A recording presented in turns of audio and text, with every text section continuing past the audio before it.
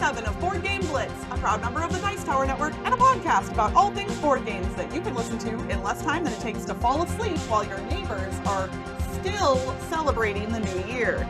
Board Game Blitz is sponsored by Gray Fox Games. This week, we're talking about highly rated games that we haven't played. First, we discuss a couple games we have played recently, like System Gateway and Escape Room in a Box Time Drifters. Then, we list our top 5 games that are in the top 100 ranked games on Board Game Geek that we want to play but haven't yet. And now, here are your hosts, Ambie and Crystal.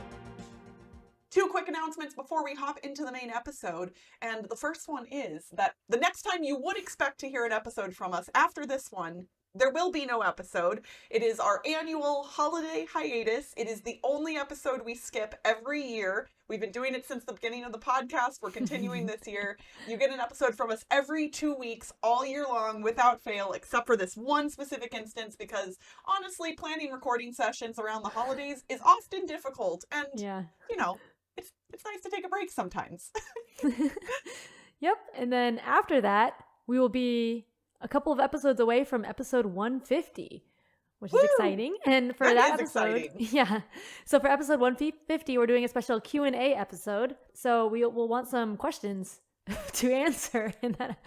So if you have any questions for us about anything like board games or life or anything, we'll answer anything. Well, within reason, but like it doesn't have to be board game related. Y'all can ask us whatever you want. Like we got a lot of good feedback after our top 5 movies episode. So like ask us about whatever you want.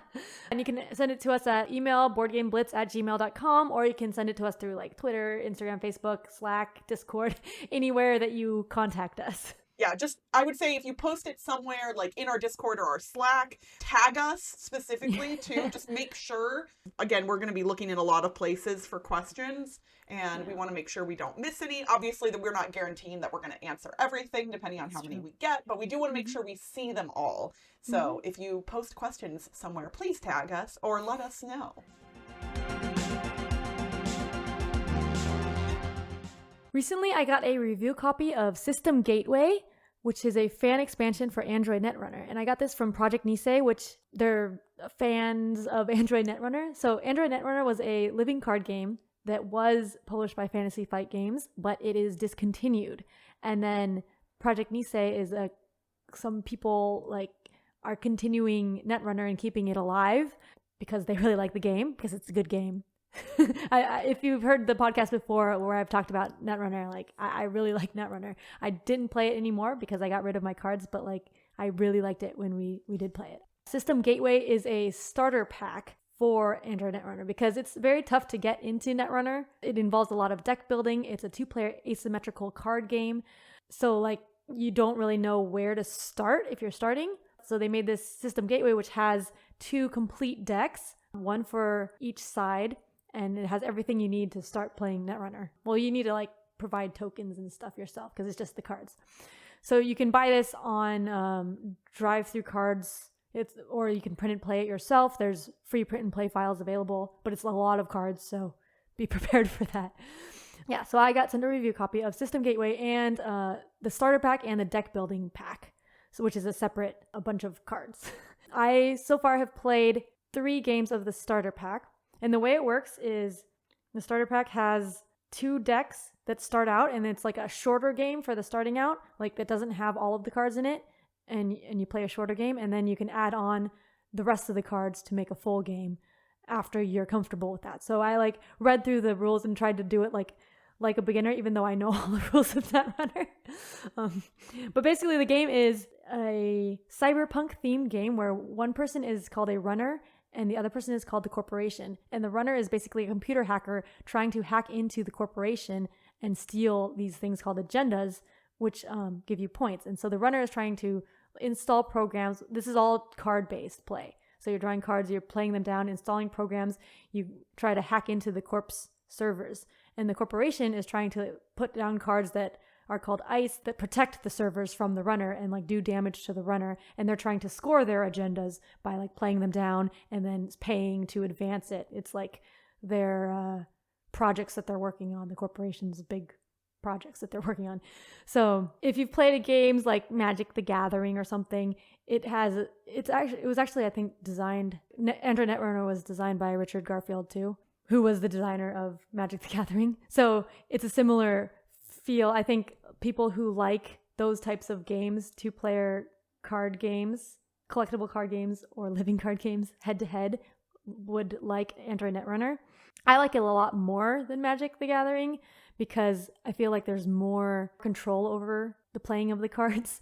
Or maybe I just because I played Netrunner more, but I don't know. I mean, from the way you've described things, I think the asymmetric nature is kind of one of the things that makes it special. At least that's what it seems like to me. Whereas in Magic, like, it's only asymmetric depending on like what style of Magic you're playing, what decks you're using, again, and what decks your opponent is using, and it's all very like kind of up in the air, whereas Android Netrunner is a little bit more of a tight system.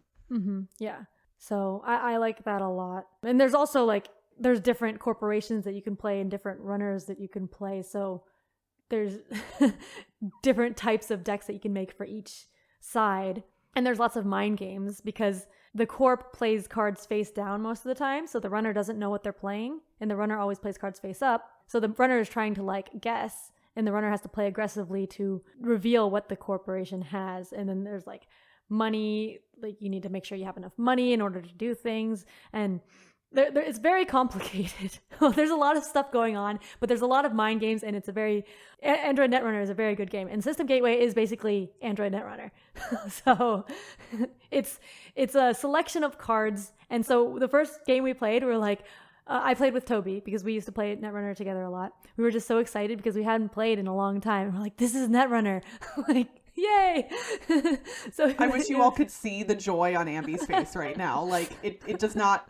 I wish this is the one time I wish we did video versions of the podcast. You just look so happy right now. Yeah, so it was really exciting.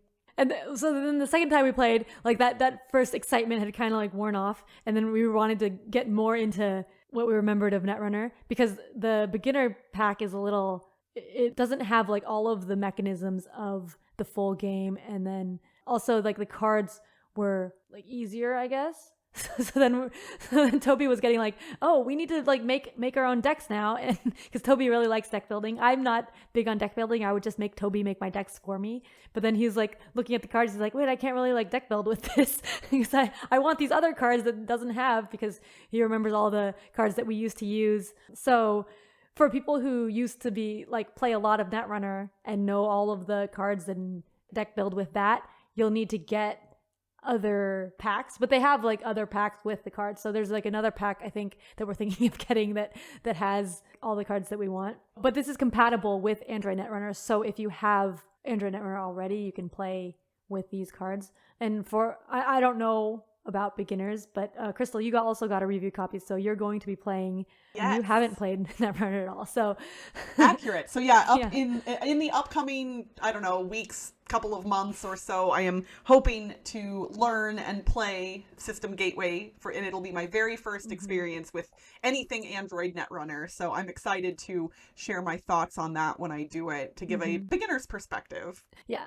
So I think the decks are okay. It's designed for a beginner experience and having complete decks, and the decks work somewhat well. Although I think we only played one game with like the full decks added together, and I feel like what they added didn't really work as well. Or maybe that's just like maybe it's not my style of play, because like each person has a different style of play too. So you usually build your deck to work with that style.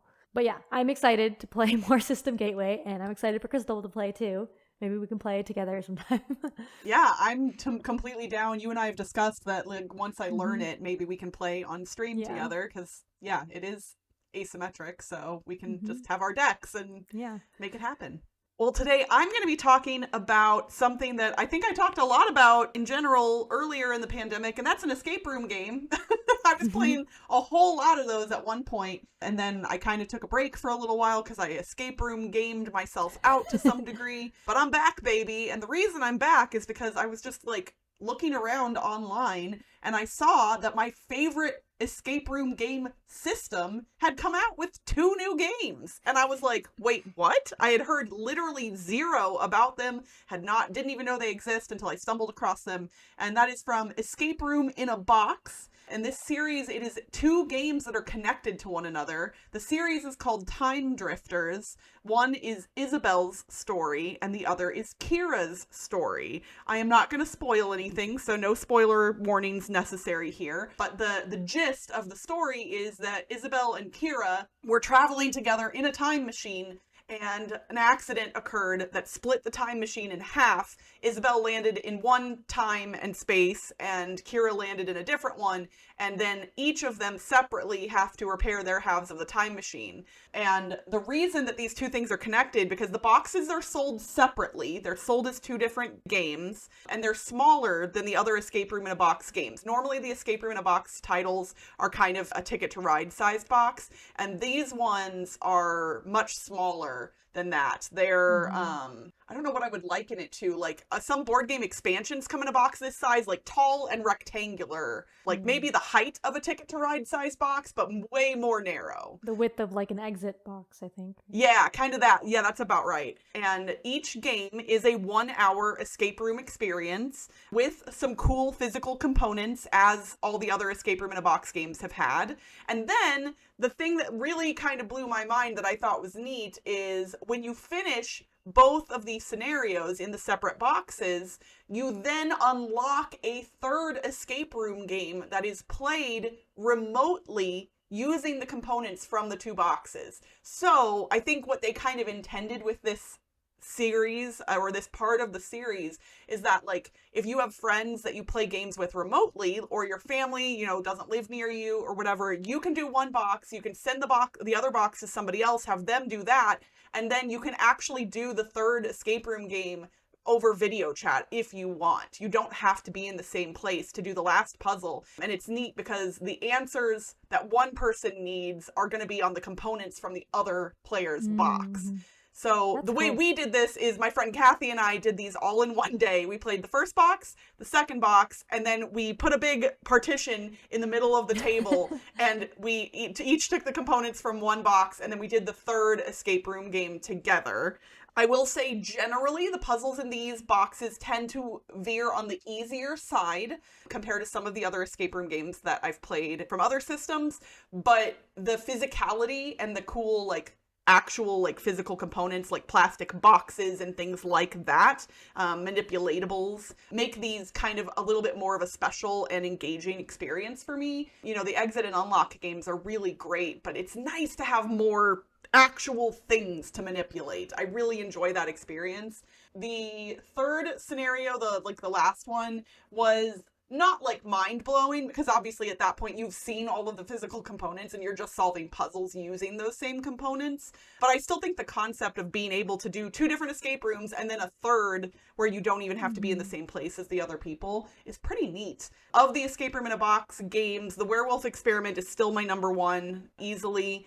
I think Flashback would still be number 2, and then these would easily come in at number 3 for this series for me. The Walking Dead version of Escape Room in a Box is at the bottom of the list for me. It was not quite as good. It did have a really cool physical component. I don't know if I ever talked about it on the podcast, but there was one very neat component in that one, but overall the game was less exciting. So I'd say if you like escape room games and you have a friend that also likes them that maybe doesn't live near you, this is a really cool potential Christmas gift.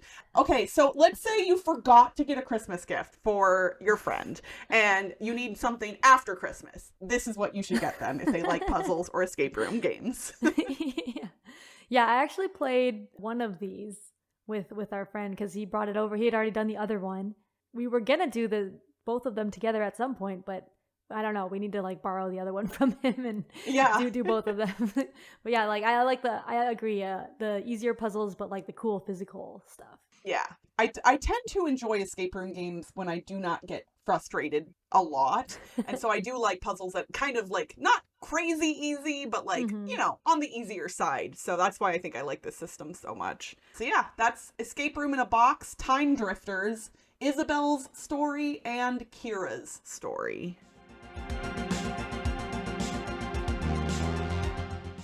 You know, Ambie, we've grown a lot as both board gamers and podcasters since we started this show. Would you agree? Yes. Those of you who listen to the show regularly know that every now and then we've been revisiting topics that we've discussed in older episodes. And we're going to do that today, but we're going to be doing things a little bit differently. So way back in September of 2016, so more than 5 years ago, episode 11, back when Cassidy was still on the show and we were all awkwardly trying to have conversations with people we barely knew, we did an episode that we titled For Shame. And I will take all of the blame for the title of the episode and some of the sound effects we use within. Sometime before that we recorded that episode was when the Game of Thrones episode showed up, where there was a woman ringing a bell and crying out shame over and over again. Needless to say, we at the time were kind of just like being like, oh, it's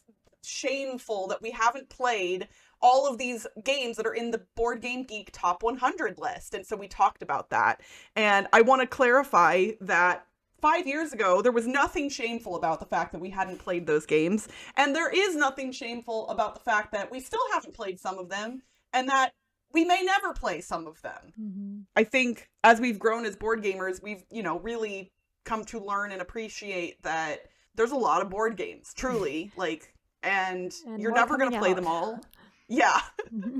And some of them are not a good fit and you don't have to play them to know that. So we are revisiting the same topic in that we're going to talk about our top 5 games that are now currently on the Board Game Geek Top 100 that we just do want to play. So this is not about shame. This is not about, oh my God, I can't believe I haven't played this. It's, hey, this game is popular right now and I kind of want to play it. Mm-hmm. And so that's the preface to all of this. Ambie, what were your thoughts on that original episode, or how all of this has transpired? I didn't get the chance to re-listen to it, so I'm not sure. I don't know everything that we said. I don't remember much of it. I just remember the sound effects. Yeah, the sound effects were notable. We don't do sound effects almost ever, but I think I was adamant about it. I was like, we have to put the bell in. It was fun doing that. Yeah.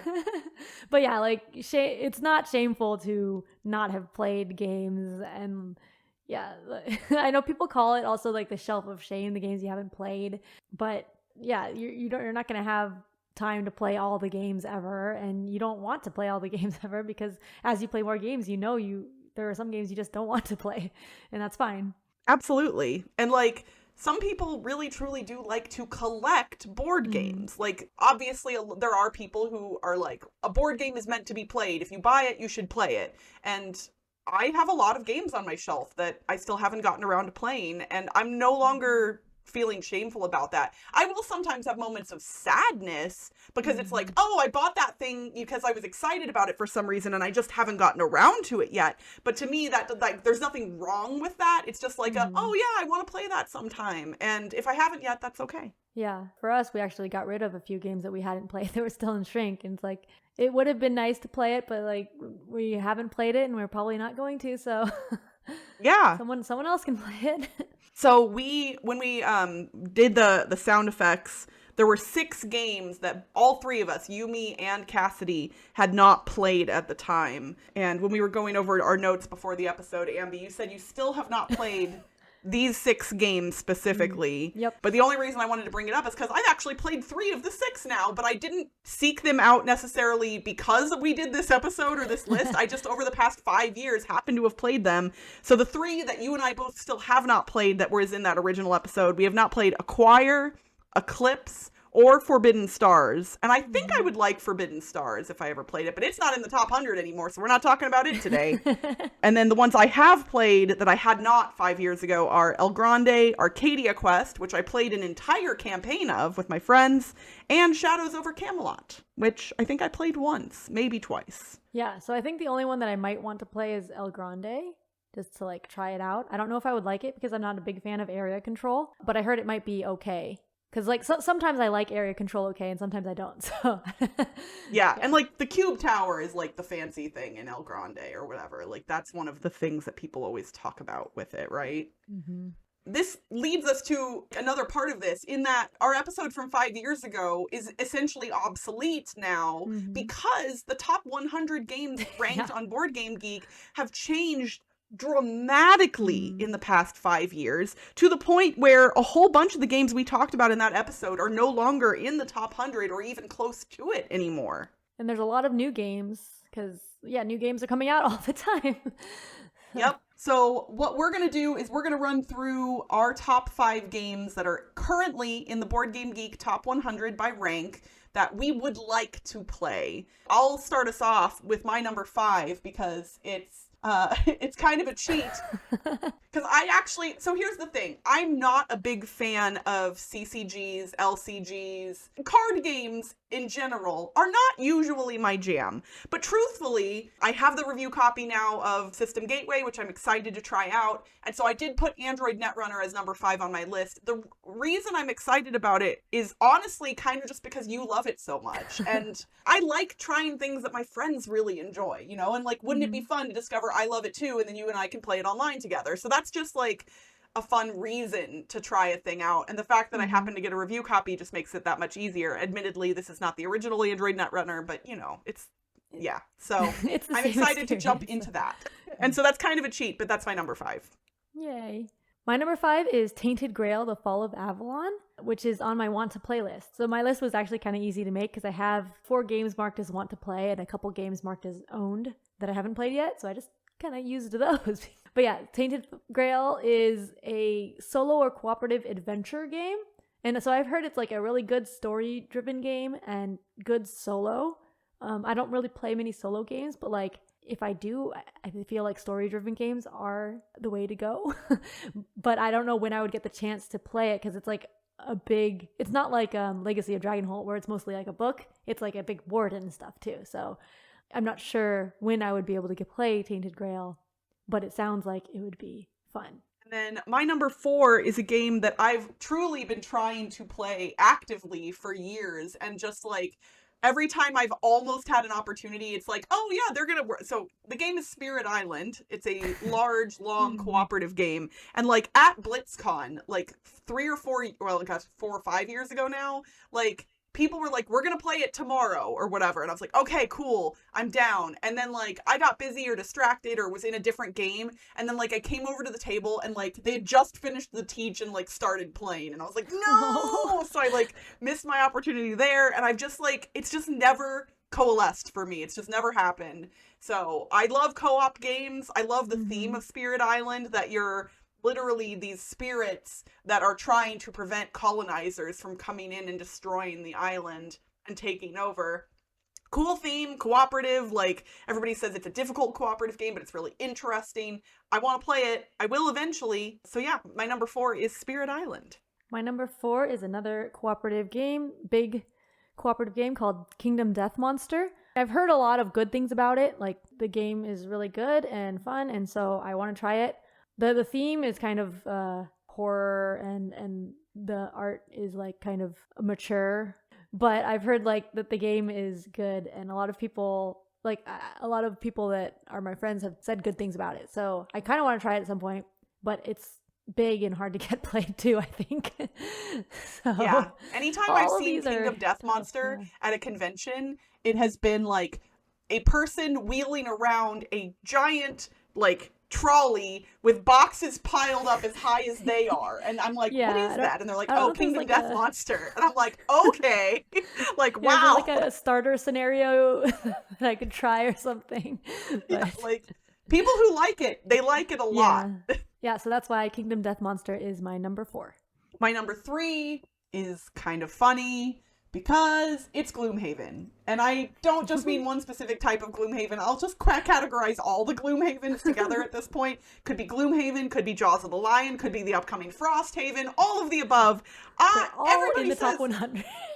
Yeah, they're all in there. And I don't know if Frosthaven is yet, right? Well, probably not yet, but it likely will be if history has anything to say about it.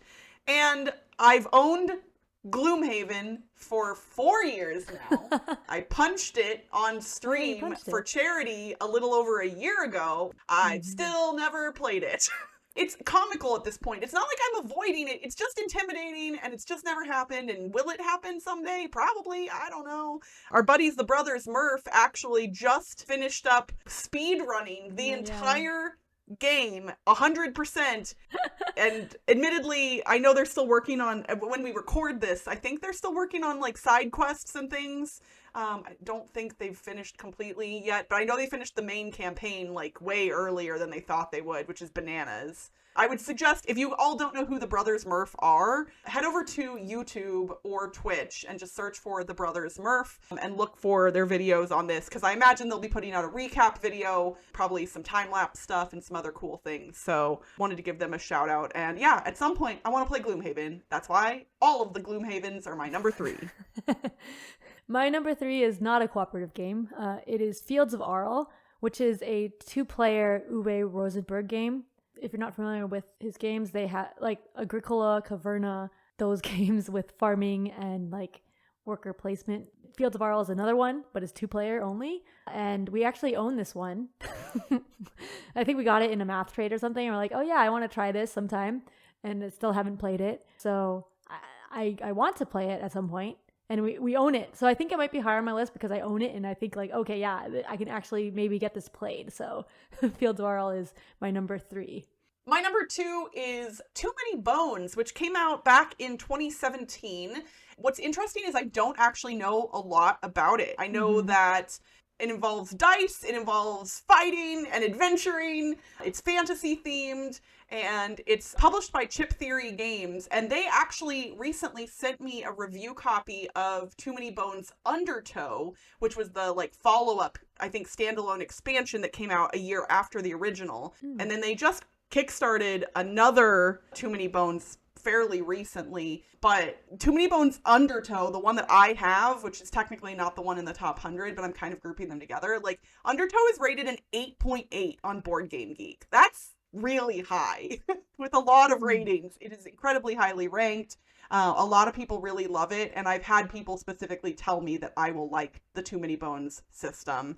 So I'm really excited to check out at least Too Many Bones Undertow, if not eventually also the base game or the new stuff that Chip Theory Games is coming out with. So that is why it is my number 2. Yeah, I almost put that on, but I also don't know anything about it. Because I've heard people liking Too Many Bones a lot, and it's a cooperative game, and I like cooperative games.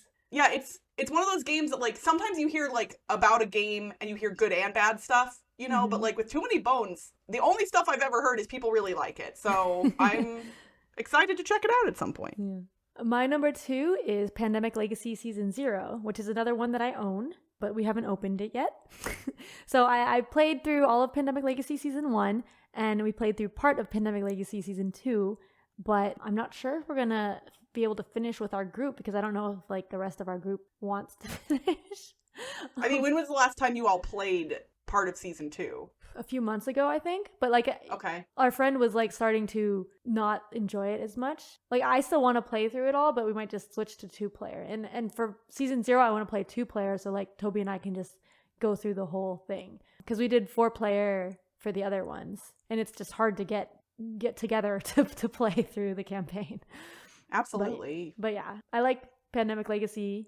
I like the story. I like the gameplay. So I'm excited for Season 0.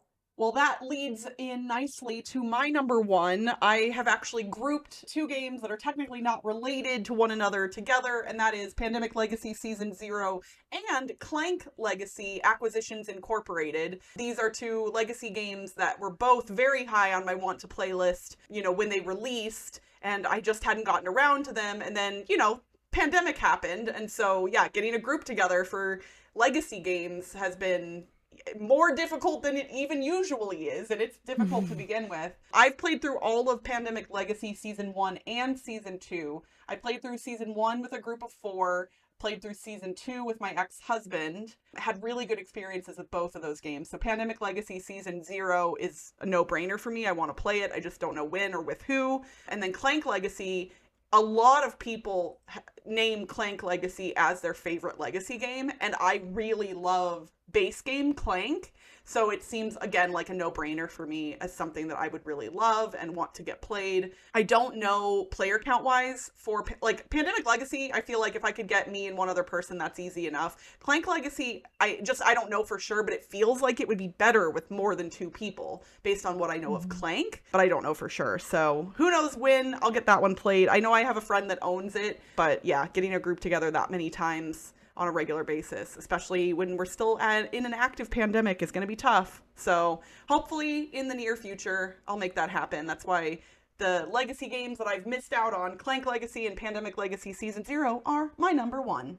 My number 1 is On Mars, which is a Vital Lacerda game. So I like a lot of Vital Lacerda's games that I played, like Kanban, Vinos, CO2, The Gallerist, but I haven't played On Mars or Escape Plan or the newest one, which isn't out yet, Weather Machine. But yeah, so I want to play all those, and On Mars is in the top 100, so that made my list. I didn't particularly like Lisboa that much, but I think it's because I like the worker placement ones better, and On Mars has worker placement in it. So if you don't know, Vital Lacerda does like thematic strategy games. So I like thematic Euro games with lots of moving parts. Like you have to usually do a lot of steps to get something done. And then On Mars is themed around being on Mars.